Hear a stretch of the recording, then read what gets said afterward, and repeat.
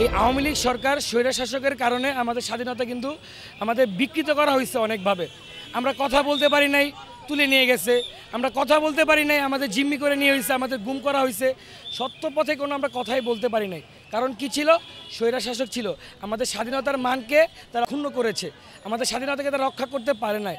এটার জন্য এই যুদ্ধ, আমাদের স্বাধীনতার যুদ্ধ, আমাদের অধিকার আদায়ের এই যুদ্ধ আমরা করেছি। আমরা শান্তিপূর্ণ আন্দোলন করছিলাম, এখানে আমরা স্লোগান দিচ্ছিলাম আমাদের এক দফা দাবি আদায়ের জন্য। শান্তিপূর্ণ অবস্থান আমরা সায়েন্স ল্যাব মোড়ে করেছি। হঠাৎ করেই যুবলীগ, ছাত্রলীগ, আওয়ামী লীগ এবং পুলিশ সদস্য সিভিল ড্রেসে আইসা আমাদের উপরে ফায়ার শুরু করছে। টিয়ারসেল বিজিবি সাপ্লাই দিছে, পিলখানা থেকে আমাদের শস্যকে দেখা। বিজিবি টিয়ারসেল সাপ্লাই দিছে, রাবার বুলেট সাপ্লাই দিছে, বুলেট সাপ্লাই দিছে। আমাদের সাধারণ শিক্ষার্থীরা 300+, মানে অগণিত 300+ আমরা পপুলারে অ্যাডমিট করছি। গুলি, শুধুমাত্র গুলিবিদ্ধ অবস্থায়। যারাদের পিটাইছে তো পিটাইছে।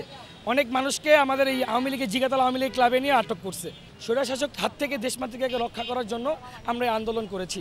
সর্বোপরি আমাদের বাংলাদেশটাকে রক্ষা করার জন্য, স্বাধীনভাবে কথা বলার জন্য, আমাদের অধিকার যাতে আমরা আদায়ের জন্য কথা বলতে পারি, সেই টনটার জন্য হচ্ছে আমরা যুদ্ধটা করেছি। ভাইয়া আম্মুকে বলেছি, আম্মু দোয়া করো। আম্মু অনেক কান্নাকাটি করেছে, বেরোতে দেয়নি। অনেক ত্যাগ তিতিক্ষার পরে আমরা বেরোতে পেরেছি। আম্মুকে অনেক কষ্টে বোঝানো গেছে যে তোমার ছেলে মূল্যের শহীদ হবে, মা তুমি টেনশন করো না, তুমি শহীদের মা হবা। অনেকভাবে বুঝে আসছি। আমরা যখনই আমরা রাস্তায় আসছি, আন্দোলনের জন্য আসছি, আমরা ভেবে নিয়েছি আজকে মরলে মরছি, বাট পিছু হাঁটা যাবে না। আজকে যদি আমরা আমাদের 24 সালে আন্দোলনটাকে পিছু হেঁটে যেতাম, কখনোই স্বৈরশাসক থেকে আমরা মুক্তি পেতাম না। এই সরকারের কাছ থেকে আমাদের একটাই চাওয়া থাকবে, যাতে আমরা স্বাধীনভাবে কথা বলতে পারি। প্রশাসন যাতে তাদের কাজ সঠিকভাবে করে, কোনো সরকারি দলীয় লোকের কথা যাতে কিছু না করে।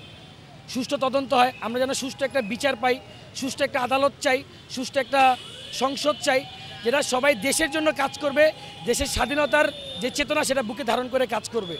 যেখানে হিন্দু না, মুসলিম না, বৌদ্ধ না, খ্রিস্টান না, আমরা বাংলাদেশের স্বাধীন নাগরিক। যাতে আমাদের স্বাধীনতাকে সেভাবে দেখা হয়, আমাদের কথা বলার স্বাধীনতা থাকে, আমাদের চলার স্বাধীনতা থাকে, আমাদের বলার স্বাধীনতা থাকে। আর আমাদের যে অধিকারগুলো, সামাজিক আমাদের অধিকার আছে, কিছু মৌলিক অধিকার আছে, সেই অধিকারগুলো যাতে নিশ্চিত করা যায়, সেই দিকটাকে লক্ষ্য রাখতে হবে সরকারের। আমাদের সর্বপ্রথম হচ্ছে ইসলামিক যে শিক্ষাটা, ইসলামিক যে নীতি নৈতিকতা, সেটা আমাদের ধারণ করতে হবে। কারণ আমরা ভাই সর্বোপরি মুসলিম। যারা অন্য ধর্মের আছেন তাদের প্রতি সম্মান। সর্বোপরি স্বাধীন রাষ্ট্র যেভাবে ছিল সেভাবে যাতে ভবিষ্যতে থাকে।